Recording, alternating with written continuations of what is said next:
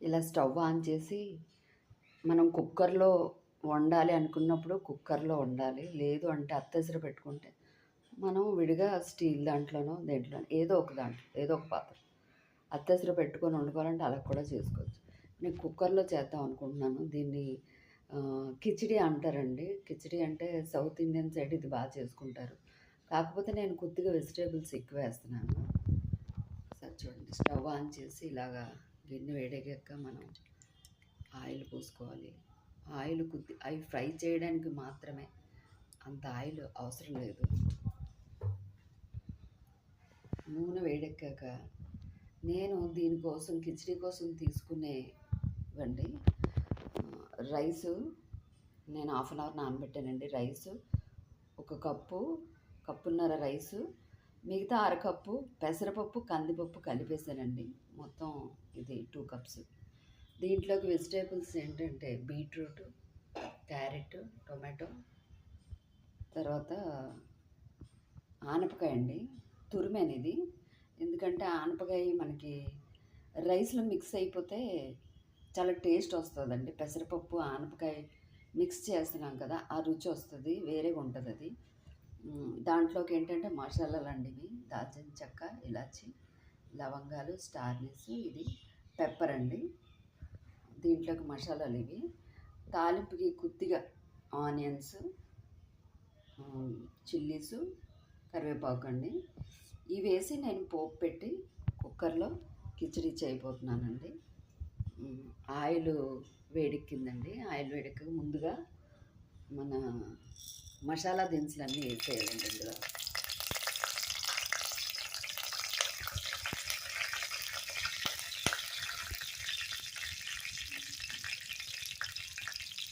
మసాలాలు కొంచెం అలా తిప్పట్లాడుతూ ఫ్రై అయితే ఆ ఫ్లేవర్ అందులోకి ఖచ్చితంగా వస్తుందండి. అలా ఫ్రై అయిన తర్వాత కొద్దిగా ఈ ఆనియన్స్, చిల్లీసు, కరివేపాకు కొద్దిగా ఇలా వేసుకుంటే మనకి ఈ ఫ్లేవర్ కూడా వస్తుంది. లైట్గా అంటే స్పైసీగా అక్కర్లేదు, కొద్దిగా. అందుకే నేను 3 చిల్లీస్ వేసాను, పెప్పర్ వేసాను.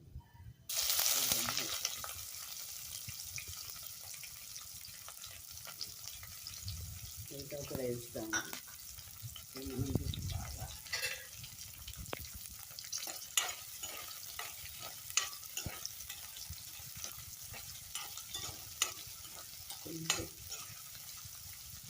కొంచెం వేగితే చాలండి, ఎందుకంటే ఆనియన్స్ వీటితో పాటు ఉడికితే ఆనియన్స్ ఫ్లేవర్ కూడా దిగుతుంది. అందుకే ఎక్కువగా మరి బ్రౌన్ కలర్ వచ్చే అంతగా ఫ్రై చేయక్కర్లేదు.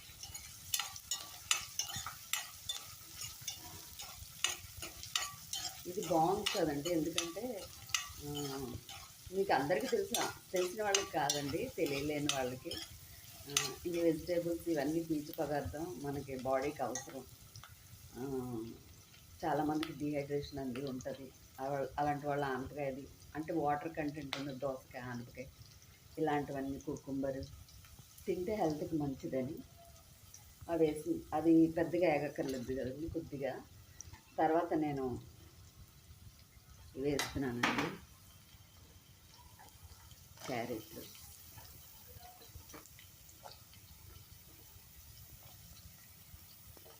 తర్వాత బీట్రూట్ వేసుకుంటున్నాను. అంటే కొద్దిగా ఇది కూడా కొద్దిగా ఏదో జస్ట్ అంటే పచ్చి వాసన రాకుండా కొంచెం, ఎందుకంటే మనం దీన్ని కుక్ చేస్తాం కదా, విజిల్ పెట్టి కుక్ అయిపోద్ది రైస్తో పాటు. అందుకే అంత ఫ్రై చేయక్కర్లేదు, జస్ట్.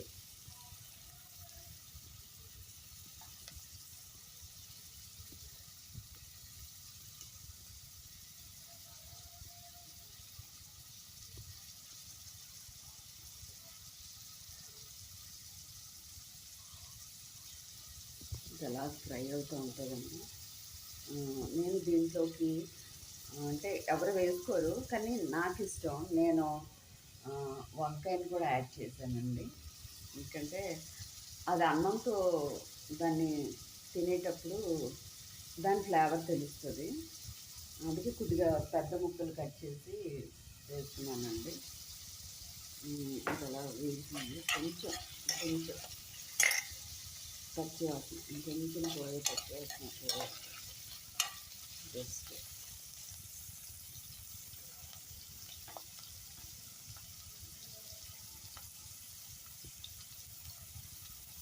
తర్వాత టొమాటో కూడా వేస్తున్నానండి.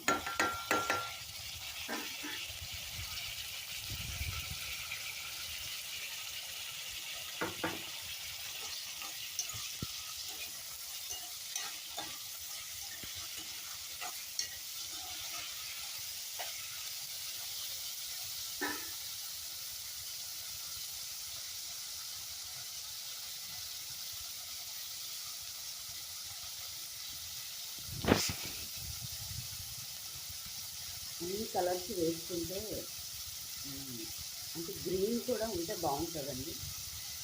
నేనేంటంటే పాలకూర నేను యాడ్ చేయలేదండి, ఎందుకంటే దానికి బదులుగానే నేను ఆనపకాయ యాడ్ చేసుకుంటున్నాను. అంటే రుచి ఉంటుంది, తినాలి అనిపిస్తుంది. ఆనపకాయతో కూడా ఇంకా కర్రీస్ చేస్తానండి. ఆనపకాయతో చాలా వెరైటీస్ చేసుకోవచ్చు.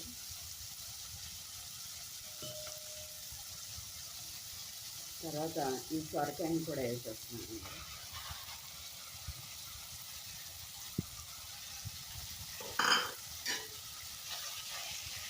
ఇదండి ఇలా తురిమాను, దీన్ని ఇలా తురిమి యాడ్ చేస్తున్నాను.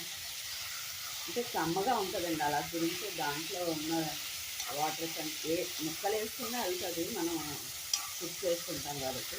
ఇదైతే మనకు అంత తెలియకుండా మనం తినేస్తాము. తినలేని వాళ్ళకైతే ఇలా కూడా చేసి పెట్టచ్చండి. పిల్లలకి సొరకాయ అది తినాలని ఇష్టపడదు, అలాంటి వాళ్ళకండి.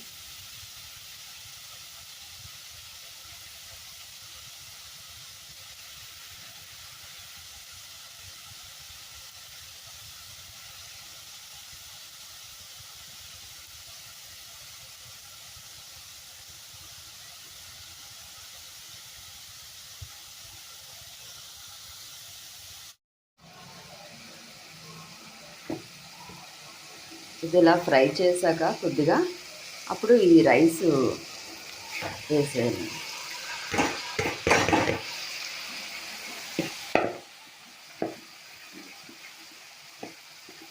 రైస్ అంతా మనం ఎంత తీసుకున్నాం అంత రైస్ యాడ్ చేసేసి జస్ట్ అటు ఇటు కలిపేస్తే చాలు.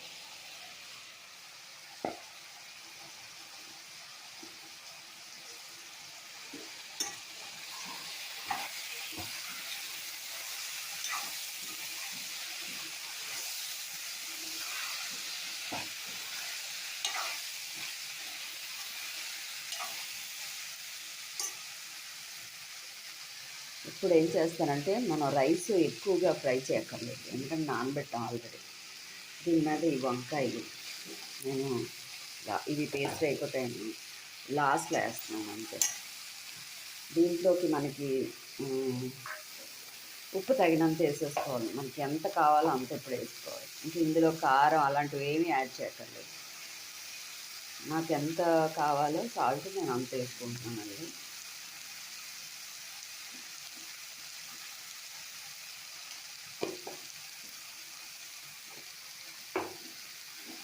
ఒక్కసారి మొత్తం కలిపేసి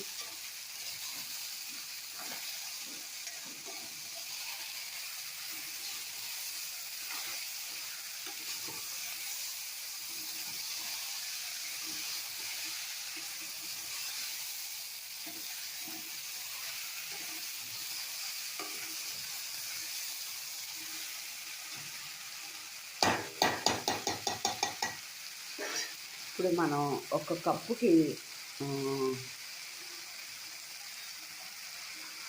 2 కప్పులు వాటర్ కదండి. ఇదిగోండి వాటర్ కూడా యాడ్ చేసేస్తున్నాను.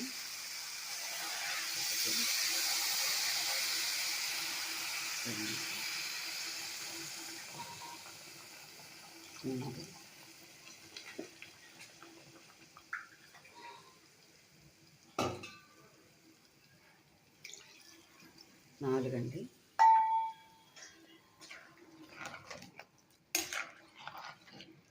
అంటే కిచిడి అంటే మరి పేస్ట్ లాగా కాదండి, రైస్ లాగే మనం.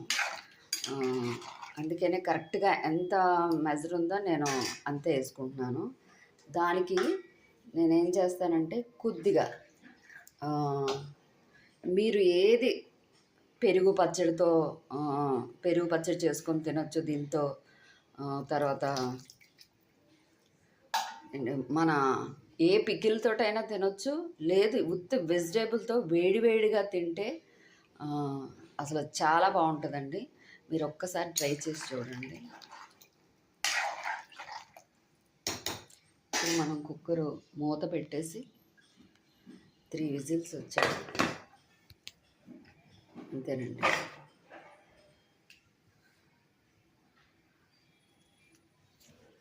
అంటే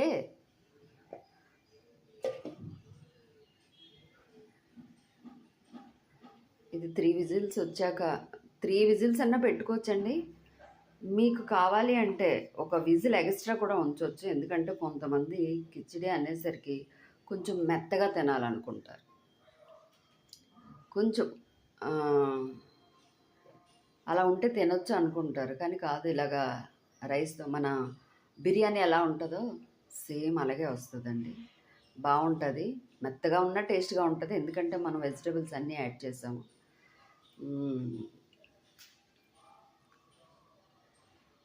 అది మన చాయిస్.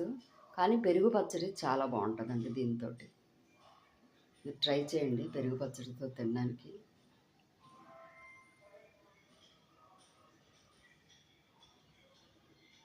ఈరోజు నాకు కొంచెం బయట పని ఉందండి, నేను అందుకే ఈరోజు ఈ రైస్ చేసుకున్నాను. ఇది ఎలా అయినా మీకు పెట్టాలని ఇది వీడియో తీస్తున్నాను అంతే. లేదంటే ఖచ్చితంగా వెజిటేబుల్ కర్రీ ఏదో ఒక రసం ఉంటుందండి. ఈరోజు నేను బయటికి వెళ్ళాలి కాబట్టి సింపుల్ డిష్ ఇది, హెల్తీ డిష్ కదా అని వెజిటేబుల్స్ ఉన్నాయని ఇలా చేశానండి.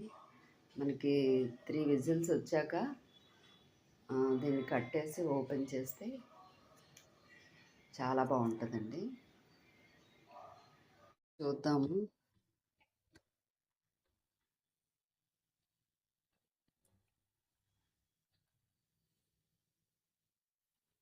ఇలా ఉంటుంది ఫ్రెండ్స్ ఇది.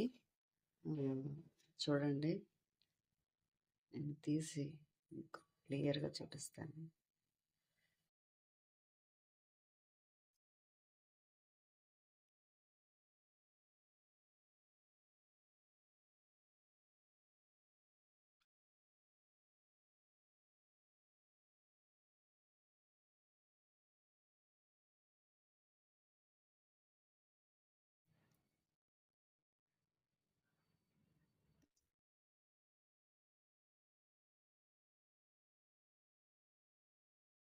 ఫ్రెండ్స్ ఎంత బాగా వచ్చిందో.